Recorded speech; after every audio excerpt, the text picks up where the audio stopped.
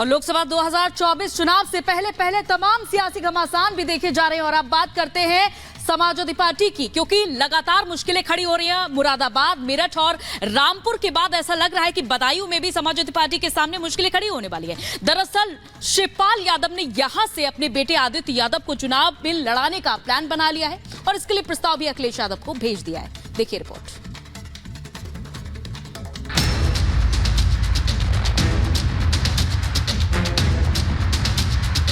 Samajwadi party के भीतर क्या सब कुछ ठीक चल रहा है? क्या सीटों के बंटवारे को लेकर पार्टी के अंदर खाने घमासान तो नहीं मचा? क्या फिर से चाचा भतीजे में तकरार देखने को मिल सकती है? ये सवाल इसीलिए क्योंकि पार्टी को लगातार अपने प्रत्याशी बदलने पड़ रहे हैं। रामपुर से लेकर मेरठ और मुरादाबाद सीट पर सपा ने लोकसभा चुनाव के लिए प्रत्याशी बदले हैं। अब सपा अध्यक्ष अखिलेश यादव को तगड़ा झटका दिया है उनके चाचा शिवपाल यादव ने। सपा के वरिष्ठ नेता शिवपाल यादव ने संकेत दिया है कि वो बदायूं सीट से चुनाव नहीं लड़ना चाहते और अखिलेश को नए प्रत्याशी के लिए उन्होंने प्रस्ताव भेजा है। और नया प्रत्याशी कोई और नहीं बल्कि उनका बेटा आदित्य यादव है। दरअसल अखिलेश यादव ने बदायूं लोकसभा सीट से धर्मेंद्र का टिकट काटकर चाचा शिवपाल यादव को प्रत्याशी बनाया, लेकिन संभल के बबराला कस्बा में कार्यकर्ता सम्मेलन आयोजित हुआ जिसमें शिवपाल यादव और धर्मेंद्र यादव भी मौजूद थे। इस दौरान शिवपाल यादव के बेटे आदित्य यादव को प्रत्याशी बनाने का प्रस्ताव पारित किया गया, जिसे सपा मुखिया अखिलेश यादव को भेज दिया गया है। यानी साफ है कि अखिलेश के चाचा अब चुनाव नहीं लड़ना चाहते और इसीलिए वो बदायूं का टिकट अपने बेटे आदित्य के लिए मांग रहे हैं। उन्हें उम्मीद है कि अखिलेश सम्मेलन में पास हुए प्रस्ताव को मान लेंगे और इसका ऐलान अब बस औपचारिकता भर है। आदित्य यादव चुनाव लड़ेंगे, बताइए। देखिए, यहाँ सम्मेलन में तो प्रस्ताव पास कर ही दिया है, तो जब प्रस्ताव सम्मेलन ने पूरे कार्यकर्ताओं ने कर दिया है, अब ये प्रस्ताव जाएगा राष्ट्रीय नेतृत्व के पास। तो अब राष्ट्रीय नेतृत्व भी सहमति मिल जानी चाहिए। समाजवादी पार्टी में फिर से उम्मीदवार के अदला बदली पर बीजेपी ने चुटकी ली है। बीजेपी नेता राकेश त्रिपाठी ने तंज कसते हुए कहा कि हाथ मलते रहेंगे सपाई और टिकट पाएंगे चाचा और भाई। हाथ मलते रहेंगे सपाई, टिकट पाएंगे चाचा और भाई। यही समाजवादी पार्टी की आज असलियत बची हुई है।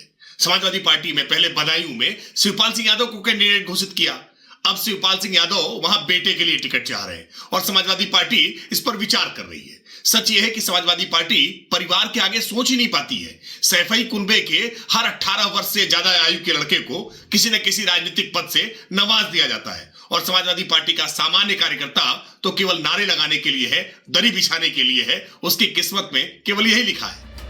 अगर अखिलेश यादव पार्टी के प्रस्ताव को मान लेते हैं तो कोई बात ही नहीं होगी, क्योंकि इससे पहले भी समाजवादी पार्टी अपने उम्मीदवारों के नाम को जारी कर उनको बदल चुकी है।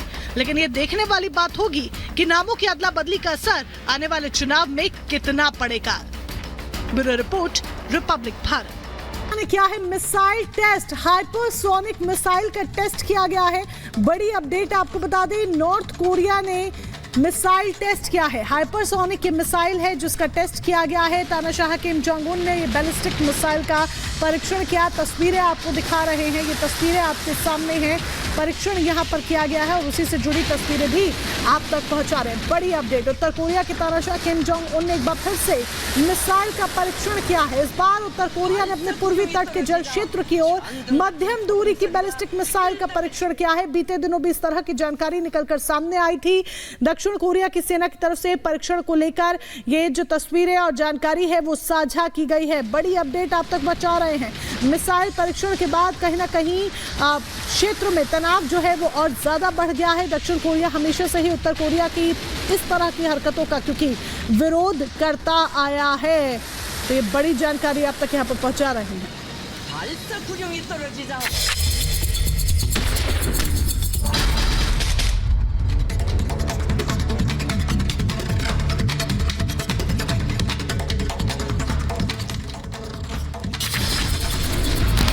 ताइवान में महसूस किए गए भूकंप के तेज झटके राजधानी ताइपे में रिक्टर स्केल पर मापी गई 7.4 तीव्रता भूकंप से तबाही की तस्वीर सामने आई। ताइवान की राजधानी ताइपे में आए भूकंप में एक की मौत, 50 से ज्यादा लोग घायल हो गए। ताइवान की राजधानी ताइपे से भयावह तस्वीर सामने आई। भूकंप के झटकों से घर का बिखरा सामान नजर आया। ताइवान में भूकंप के झटकों से इमारतों को भी काफी ज्यादा नुकसान पहुंचा है। तेज झटकों के बाद झुकी इमारत, लोगों में फैली दहशत। ताइवान में भूकंप के बाद की एक और तस्वीर सामने आई। तेज झटकों से हिलती हुई दिखी मेट्रो, यात्रियों में डर का माहौल। ताइवान में भूकंप के झटकों से हिली धरती। तेज भूकंप के बाद हिलते हुए ब्रिज की तस्वीर सामने आई है। वाहनों की आवाजाही भी ठप हुई। ताइवान में भूकंप के तेज झटकों से कई इलाकों में लैंडस्लाइड, आसमान में उठा धूल का गुबार, तस्वीरें सामने आई। ताइवान में आए भूकंप की वजह से लोगों में दहशत का माहौल। पहाड़ से भूस्खलन की तस्वीर सामने आई। ताइवान में भूकंप के बाद हवाई सेवाओं पर रोक लगी। ट्रेन और हवाई सेवाओं को ठप किया गया। ताइपे में भूकंप के बाद दक्षिणी जापान में सुनामी का अलर्ट। समुद्र में कई फीट तक उठी लहरें। जम्मू कश्मीर के कठुआ में पुलिस और बदमाशों के बीच मुठभेड़ हुई। एनकाउंटर में एक बदमाश हुआ ढेर। पीएसआई दीपक शर्मा शहीद हुए। कठुआ के सरकारी मेडिकल कॉलेज में देर रात हुई गोलीबारी। बदमाशों की तलाशी को लेकर पूरे इलाके की घेराबंदी की गई। जम्मू कश्मीर पुलिस ने मोस्ट वांटेड आतंकी पर रखा इनाम। मोहम्मद कासिम उर्फ सुलेमान पर 10 लाख इनाम की घोषणा की। और शराब घोटाला मामले में संजय सिंह को सुप्रीम कोर्ट से जमानत मिली है। शर्तों के साथ संजय सिंह के वकील राउजवेन्यू कोर्ट में आवेदन करेंगे दाखिल। आप नेता संजय सिंह की जमानत पर उनकी पत्नी का बयान, कहा जब तक 2 और नेताओं को जमानत नहीं मिलेगी हम जश्न नहीं मनाएंगे। मैं शुक्रिया करूंगी कि उन्होंने संजय जी को जो बेल दिया है और उनसे उम्मीद करते हैं कि जो मेरे बड़े भाई अरविंद जी, मनीष जी, सत्येंद्र जैन जी है उनको भी जल्दी ही रिलीज करें। जब तक वो तीनों भाई मेरे बाहर नहीं आते तो हमारे घर में कोई जश्न नहीं मनाया। संजय सिंह से अस्पताल मिलने पहुंचा उनका परिवार। सुप्रीम कोर्ट ने दिल्ली उत्पाद शुल्क नीति मामले में जमानत दी। दिल्ली हाईकोर्ट में सीएम अरविंद केजरीवाल की ओर से दायर याचिका पर आज सुनवाई। गिरफ्तारी और निचली अदालत की कस्टडी के खिलाफ दिल्ली हाईकोर्ट में दायर की गई है याचिका। उत्तर प्रदेश के तीसरे चरण की 10 सीटों पर आज पीएम मोदी करेंगे वर्चुअली रैली। नमो ऐप के जरिए बूथ कार्यकर्ताओं को करेंगे संबोधित। जीत का देंगे मंत्र। गृह मंत्री अमित शाह का मुजफ्फरनगर का दौरा। बीजेपी प्रत्याशी संजीव बालियान के पक्ष में करेंगे जनसभा। आरएलडी प्रमुख जयंत चौधरी भी सभा में मौजूद रहेंगे। गृह मंत्री अमित शाह आज मुरादाबाद के दौरे पर रहेंगे। मुरादाबाद में अमित शाह चुनाव को लेकर करेंगे बैठक। उधर बीजेपी के राष्ट्रीय अध्यक्ष जेपी नड्डा आज उज्जैन का दौरा करेंगे। महाकाल मंदिर में करेंगे दर्शन और पूजा। आज झालावाड़ में जनसभा को संबोधित करेंगे। आज मुख्यमंत्री योगी आदित्यनाथ का आगरा और वाराणसी का दौरा। चुनावी सम्मेलनों को सीएम योगी आदित्यनाथ करेंगे संबोधित। तैयारियां पूरी। मध्य प्रदेश के खजुराहो लोकसभा सीट से बीजेपी प्रत्याशी वीडी शर्मा आज भरेंगे नामांकन। नामांकन के दौरान सीएम मोहन यादव और केंद्रीय मंत्री स्मृति ईरानी मौजूद रहेंगी। गाजियाबाद से आज नामांकन करेंगे बीजेपी प्रत्याशी अतुल गर्ग। रक्षा मंत्री राजनाथ सिंह और कैबिनेट मंत्री सतपाल महाराज रहेंगे मौजूद। गौतम बुद्ध नगर लोकसभा सीट से बीजेपी प्रत्याशी महेश शर्मा भी आज दाखिल करेंगे नामांकन। डिप्टी सीएम ब्रजेश पाठक नामांकन के दौरान मौजूद रहेंगे। उत्तर प्रदेश सरकार में मंत्री सुरेश कुमार खन्ना का विपक्षी गठबंधन पर बड़ा हमला। कहा सब मिलकर मोदी को हटाना चाहते हैं। विपक्षी नेताओं की सोच आपस में नहीं मिलती। ऐसे लोग जो आपस में एक विचार नहीं रखते, जिनकी कार्य योजना एक नहीं, केवल मोदी जी को किसी न किसी रूप में हटाना है। केंद्रीय मंत्री अनुराग ठाकुर ने विपक्ष पर साधा निशाना। कहा भ्रष्टाचारी एक मंच पर इकट्ठा हो रहे हैं और अभी 4 भ्रष्टाचारी जेल गए हैं, 2 और जाने बाकी हैं। वो भ्रष्टाचारियों को एक मंच पर इकट्ठा करते हैं। हम भ्रष्टाचार के खिलाफ हर कार्रवाई करने के लिए जांच एजेंसियों को स्वतंत्र करते हैं।